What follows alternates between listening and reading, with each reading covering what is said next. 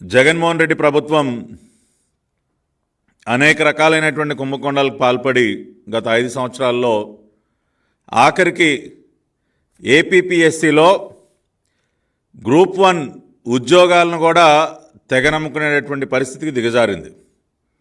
అంటే అన్నీ అయిపోయాయి, అన్ని రకాల స్కామ్లు అయిపోయాయి, ఇక జాబ్ స్కామ్ ఒకటే మిగిలింది. సరే ఇవి మాత్రం మనం ఎందుకు వదిలేయాలని చెప్పి వాటిని కూడా తెగనమ్ముకున్నారు. దాదాపు 150 నుండి 200 కోట్ల రూపాయల భారీ కుంభకోణం. ఒక పక్కనేమో ఉద్యోగాలు లేవు, జాబ్ క్యాలెండర్ లేదు, ఉన్నటువంటి ఈ అరాకరా ఉద్యోగాలను కూడా తెగనమ్ముకోవటం. దీనికి సంబంధించి హైకోర్టు చాలా స్పష్టమైనటువంటి తీర్పిచ్చింది. వీళ్ళు చట్టవిరుద్ధంగా కావాలని ఉద్యోగాలని బేరం పెట్టి అభ్యర్థుల దగ్గర డబ్బులు వసూలు చేసుకోవటం కోసం ఒకసారి కాదు, 2 సార్లు కాదు, 3 సార్లు మూల్యాంకనం చేశారు. ఆన్సర్ షీట్స్ని 3 సార్లు వాల్యుయేషన్ చేశారు అని హైకోర్టు అన్ని ఆధారాలు పరిశీలించిన తర్వాత హైకోర్టు చాలా స్పష్టమైనటువంటి తీర్పు ఇచ్చింది. ఏమని చెప్పింది హైకోర్టు తీర్పులో? The action of respondent, that number 1, that is the state government and APPSC in conducting second and third valuation of Group 1 mains examination for notification number 27/2018 is declared as illegal, irregular, arbitrary and violative of Rule 39 of APPSC. చాలా స్పష్టంగా the action of APPSC in conducting second and third valuation 3 సార్లు మూల్యాంకనం జరిగింది అని చెప్పి high court అన్ని ఆధారాలు పరిశీలించి స్పష్టమైనటువంటి తీర్పుని ఇచ్చిన తర్వాత ఆ పరీక్షలన్నింటినీ కూడా రద్దు చేసి మళ్ళీ 6 నెలల్లోగా మళ్ళీ కూడా ఈ ఎగ్జామ్స్ కండక్ట్ చేయాలని స్పష్టమైనటువంటి తీర్పుని ఇవ్వటం జరిగింది.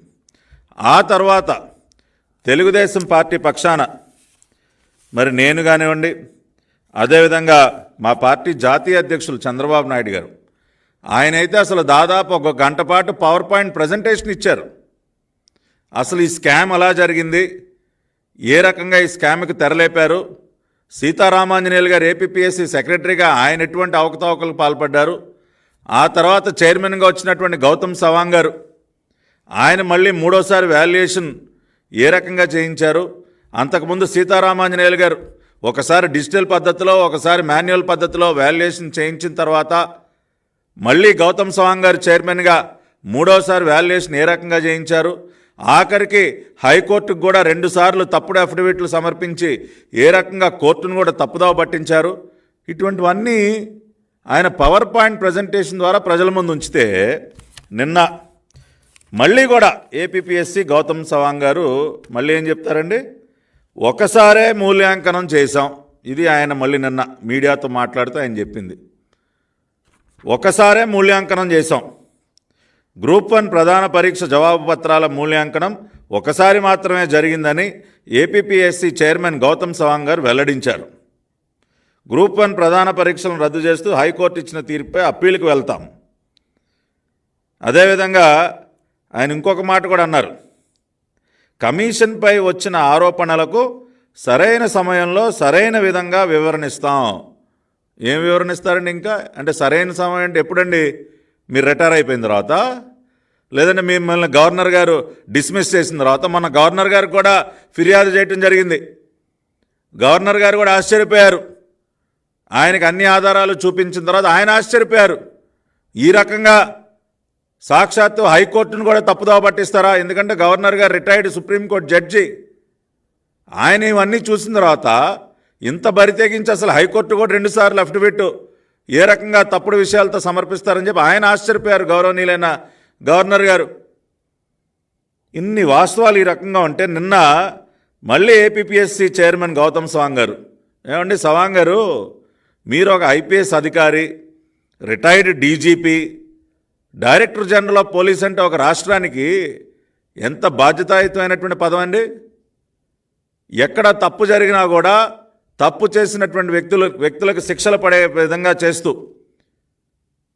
న్యాయాన్ని పరిరక్షించాల్సినటువంటి ఒక పోస్ట్లో పనిచేసినటువంటి మీరు తప్పు చేసింది చాలక మళ్ళీ నిస్సిగ్గుగా ఏ రకంగా ఈ రకమైనటువంటి స్టేట్మెంట్స్ ఇస్తారండి? మూల్యాంకనం ఒకసారి జరిగిందా? డిజిటల్ వాల్యుయేషన్ ఒకసారి చేసిన తర్వాత సీతారామాంజనేయులు గారు ఒకసారి మాన్యువల్ వాల్యుయేషన్ చేశారు అనటానికి ఎన్ని సాక్ష్యాలు సార్ ఉంది? సాక్ష్యాలు ఎన్ని ఉన్నాయండి? కేవలం మీరు మాత్రమే ఒకసారి మాత్రమే మూల్యాంకనం చేశారా? సీతారామాంజనేయులు గారు చేయలేదా? అయితే మరి లెటర్స్ ఏంటి సార్? మీకు పంపించమంటారా? అయ్యా గౌతమ్ సవాంగ్ గారు, మీ కార్యాలయానికి పంపించమంటారా, లేదంటే నన్నే వచ్చి స్వయంగా మీడియా సమక్షంలో మీకు ఎవిడెన్స్లను ఇమ్మంటారా?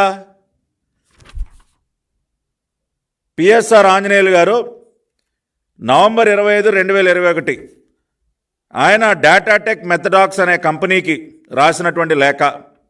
దేనికి రాశారు ఈ లేఖ? మేము ఇట్లా మాన్యువల్ వాల్యుయేషన్ స్టార్ట్ చేయబోతూ ఉన్నాం, దానికి సంబంధించి 3000 కంట్రోల్ బండిల్ స్లిప్స్ మాకు సరఫరా చేయండి అని చెప్పి ఆయన నవంబర్ 25, 2021 రాసిన లేఖ. మాన్యువల్ వాల్యుయేషన్ స్టార్ట్ చేసే ముందు ఈ లేఖ నిజం కాదని చెప్పే ధైర్యం మీకుందా సవాంగ్ గారు? మీకు వచ్చి ఇమ్మంటారా? మీడియా సమక్షంలోనే మాట్లాడదాం. మన ఇద్దరం కలిసి ఒకసారి జాయింట్ ప్రెస్ కాన్ఫరెన్స్ పెడదాం. నేను ఈ ఆధారాలనే తీసుకుని వస్తా. మొన్న మా పార్టీ జాతీయ అధ్యక్షులు చంద్రబాబు నాయుడు గారు పవర్ పాయింట్ ప్రజెంటేషన్ ద్వారా ప్రజలకి చూపించినటువంటి ప్రతి ఒక్క డాక్యుమెంట్ తీసుకుని నేనే వస్తా. ఇద్దరం కలిసి కూర్చుందాం ప్రెస్ కాన్ఫరెన్స్లో. మీరు సమాధానాలు చెప్తే కానీ ఇవన్నీ కాదంటా ఉన్నారు కదా.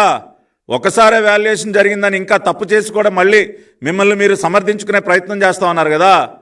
సీతారామాంజనేయులు గారు రాసినటువంటి లేఖ, దీన్ని నిజం కాదని చెప్పే ధైర్యం మీకుందా? అదేవిధంగా మాన్యువల్ వాల్యుయేషన్ కావాల్సినటువంటి బండల్ స్లిప్స్కి గాను ఆయన చేసినటువంటి payment Andhra Pradesh public service commission proceeding number 67/CDB/ so and so date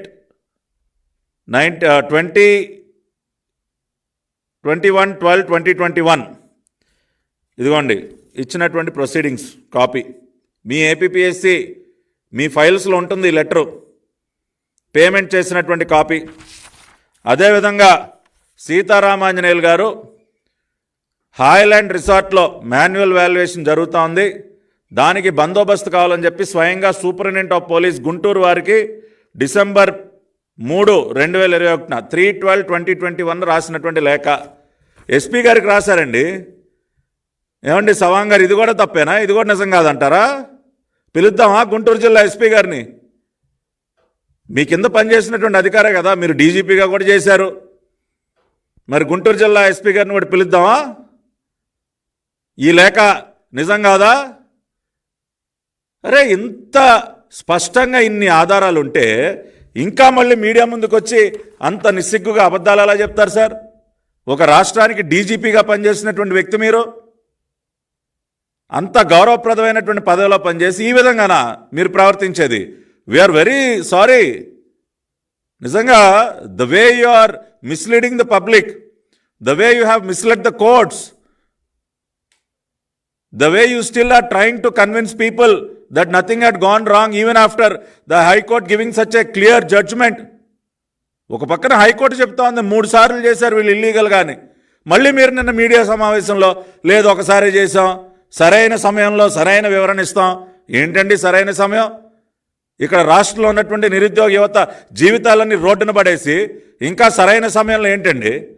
you have to respond immediately. Seetharamanjaneyulu garu Guntur జిల్లా ఎస్పీ గారికి రాసినటువంటి లెటర్ ఇది. మేము వాల్యుయేషన్ చేయిస్తూ ఉన్నాం హాయ్లాండ్లో, దానికి సెక్యూరిటీ కావాలని. మీరు జరగలేదని ఎలా అంటారండి? How can you say that did not happen when there is a letter written by PSR Anjaneyulu garu to the SP Guntur district to provide security at Highland where manual valuation had happened once under Sitaramanjaneyulu garu as Secretary of APPSC. How can you deny this? Highland వారికి 20 లక్షల రూపాయలు payment చేశారు. తీయండి మీ APPSC audit account పుస్తకాలు తీయండి. అయ్యా గౌతమ్ సవాంగ్ గారు తీయండి సార్, ఏపీపీఎస్సీ అకౌంట్ పుస్తకాలు తీయండి. 20 లక్షల రూపాయలు మీరు హాయ్లాండ్ వారికి దేనికి చెల్లించారు సార్?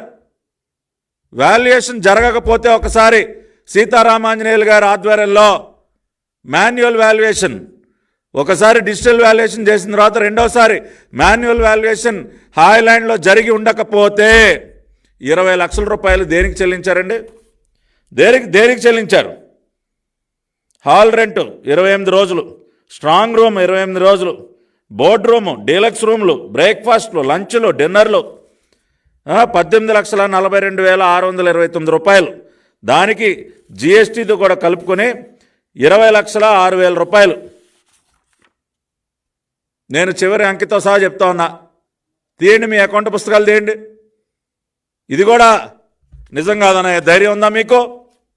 ఇదిగోండి, అక్కడ బందోబస్తు చేసినటువంటి కానిస్టేబుల్స్. మీరు నిన్న ప్రెస్లో చెప్తా ఉన్నారు అబ్బెబ్బే ఏం జరగలేదని. ఇంకా కూడా కానిస్టేబుల్ బ్యాడ్జ్ నంబర్లు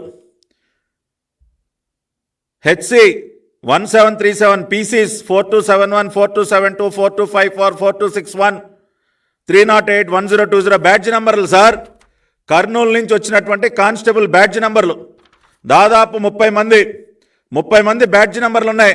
వీళ్ళందరినీ పిలుద్దామా? ఏమండి సవాంగ్ గారు, ఈ 30 మంది పోలీస్ కానిస్టేబుల్ని పిలుద్దామా? పిలిచి అడుగుదామా, ఏమయ్యా మీరు బందోబస్తులో ఉన్నారా లేదా? సీతారామాంజనేయులు గారు ఒకసారి మాన్యువల్ వాల్యుయేషన్ చేయించారా లేదా? హాయ్లాండ్ దగ్గరికి ఎందుకు వెళ్ళారు? రిసార్ట్లో అక్కడ ఏమన్నా ఎంజాయ్ చేయడానికి వెళ్ళారా మీ కానిస్టేబుల్ అందరికీ? లేదంటే ఒక హాలిడే ఏమన్నా ఇచ్చారు అక్కడ? దేనికి పంపించారండి మీ 30 మంది కానిస్టేబుల్ని? రిసార్ట్లో అక్కడ మంచి అమ్యూజ్మెంట్ పార్క్లో అక్కడ వాటర్ పార్కు, వాటర్ స్లైడ్స్ అవన్నీ ఎంజాయ్ చేయడానికి పంపించారా మీ కానిస్టేబుల్స్ని? 30 మందిని పిలిచి అడుగుదామా?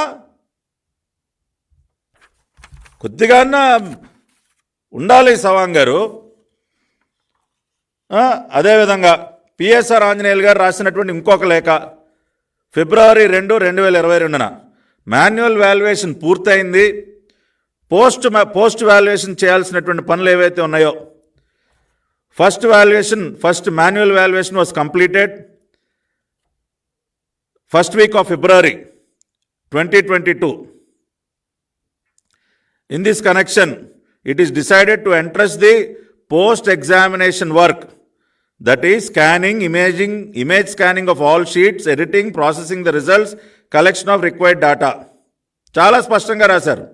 I am to state that as per the Commission's decision, the evaluation camp pertaining to Group 1 services, notification number 27/2018, camp for manual evaluation of 48,442 answer scripts in 7 papers of Group 1 services has commenced. అని చెప్పి రాస్తూ first week కల్లా ఇది complete అవుతుంది టెంటేటివ్గా.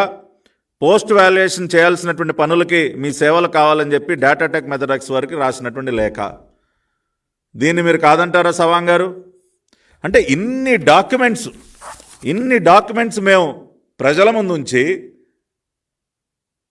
తప్పు జరిగిందని మేము రుజువు చేసిన తర్వాత కూడా ఎందుకండి బుకాయించడం? ఇంకా ఎందుకండి బుకాయించడం?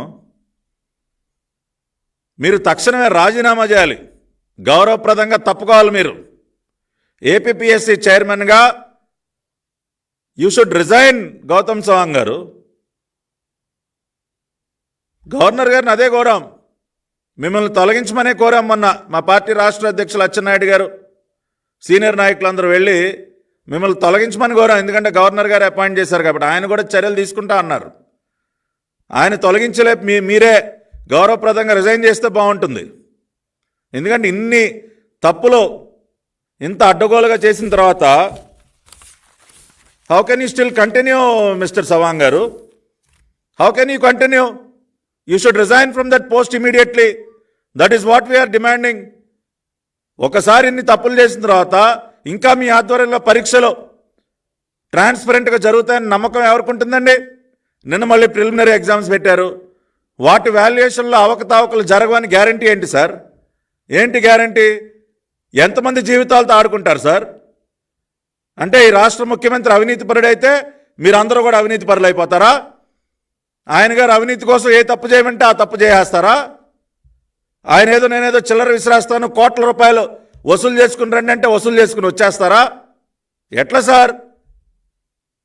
ఈ రాష్ట్ర ముఖ్యమంత్రి అవినీతి బురదలో డొల్లుతా అంటే మీరు కూడా వెళ్ళిపోతారా ఆయనతో పాటు?